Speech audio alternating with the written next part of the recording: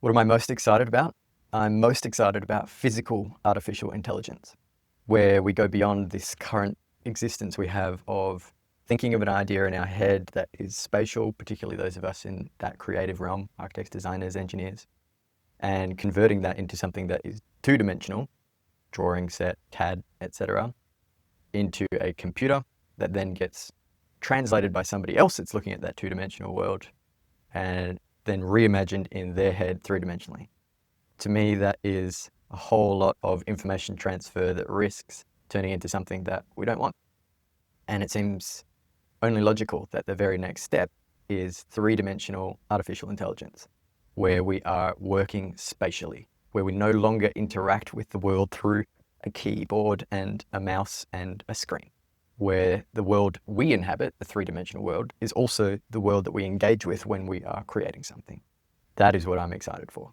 Thankfully, people much smarter than me are already working in this space. Two that I want to talk about quickly are Intrinsic and World Labs. Intrinsic is the software that sits inside robotics. It used to be part of Google's Alphabet. Now it sits inside Google proper alongside Gemini. And their argument is that currently robotics is very useful, but it is not intelligent in terms of variability and real world dynamics in physics. So if you think about a robot at the moment, it's a robot arm that does the same thing over and over and over again. And because of economies of scale, it is worthwhile to have that robot doing that thing. You can produce thousands, millions of the same product, whatever it is. But engineers, very clever engineers, have figured out a way to remove all variability so that it can do the same thing consistently over and over and over again without fail. But the real world is the opposite. We have heaps of variability. So we don't need robots that can do the same thing over and over again. We need robots that can assess the real world around themselves, make decisions on the fly ad hoc, and change on the fly while still getting to the result that we were looking for. So that is what Intrinsic is working on at the moment. They're building robot intelligence, which allows robots to interact with the physical world. That's the first part. That is getting us that step closer to physical artificial intelligence. Imagine if you have the computing power of Claude or Gemini or ChatGPT inside the head of a robot, and it can think logically on the fly and follow instructions and do things in the physical world as they change. That's very exciting. And the other side for me is World Labs. So World Labs, if we look here, is spatial intelligence is what they talk about. And shout out to Leon Van Schaik, true hero of spatial intelligence. Read that if you haven't already. Spatial intelligence, transforming the way we're seeing, doing, and understanding into reasoning, imagining, creating. So what they're doing is they are very much a proponent of three-dimensional interface and three-dimensional ways of thinking and engaging with the world. What that means is we have to shift the way we're training artificial intelligence models. If we're training them constantly on 2D imagery and text and information that sits inside a screen, then that is the world that they can occupy and interact and engage with. So how do we train intelligence three-dimensionally? Let's get them to play computer games. That's so cool and so exciting. And so in a computer game, if you think about it, you have a three-dimensional world around you that you can walk and navigate through. And as you're going through it, things will change on the fly. And on the fly, you'll need to learn and adapt and do different things to achieve an end outcome and objective. And that's ultimately trying to achieve the same thing as what Intrinsic are doing, is they're training for a variable three-dimensional environment. So why do I care so much about this? One, I want to be designing in three-dimensional space in real time with the client being able to see and understand those things, rather than the language shift from, in my head, it's three-dimensional, then I've got a drawing set. Maybe the client understands the drawing set and convert it to three-dimensional space in their mind. Maybe not.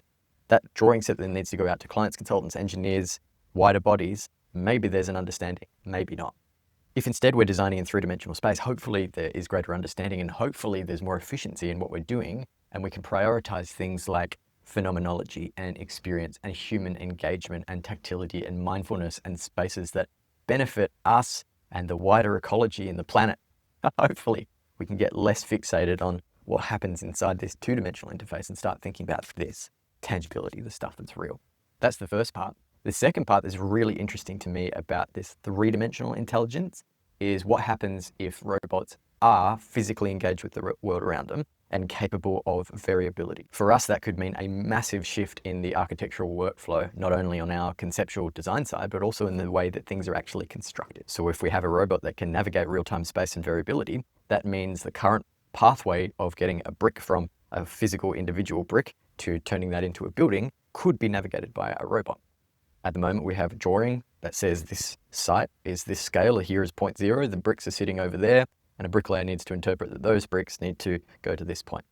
That is not necessarily complicated for us. Obviously, it's hard work, but we can do it as humans. Robots with three-dimensional intelligence now have the ability to be able to understand that, to traverse the terrain, go over there, get the brick and start laying the bricks.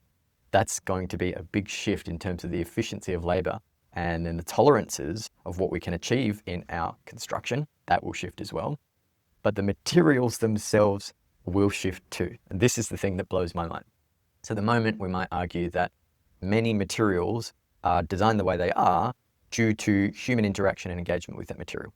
A brick is this size because it can roughly be held by a human hand, and it's the right weight to be able to be put down by an individual human hand while you're holding a trowel in the other hand with your mortar.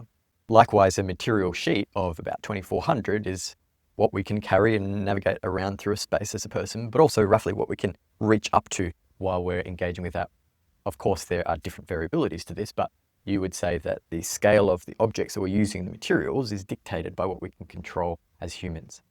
That shifts if we've got three-dimensional artificial intelligence, because the robot is not going to be limited to this hand size. The hand can be whatever the hand needs to be. It can reach however high it needs to reach. And so the end of the pipeline, the construction and the labor, that is going to shift. So what we can achieve as architectural designers and as people working in construction, that's going to become a lot more flexible and variable. But at the start end of the pipeline too, the materials that we make, because the end of the pipeline is going to be different, are totally innumerable for us. We can now design and shift and change any material we want because we're not limited to that individual pipeline of the robot arm. We're not limited to what's going to happen at the end of the pipeline, to how much a bricklayer can pick up or carry, or where they're going to be able to fix the screws in. There is going to be a dramatic shift in the entire landscape of material and construction, and I think that is very exciting. So yes, continue thinking about artificial intelligence in the conceptual design workflow like we're talking about here, but I also want you to project a little bit forwards and think about what three-dimensional spatial intelligence is going to mean for us all. I'm very excited and optimistic, as we know, but we do need to be part of that conversation of three-dimensional spatial intelligence and what it's going to mean for all of us. That conversation is already being had, as we can see here with World Labs and Intrinsic, and that's only 2 examples. So what role do you want to play? Where do you want to sit in this? How do you want it to shift and shape your architecture? How do you want to adapt and play in this space? It's exciting, but we need to be involved. Get stuck in.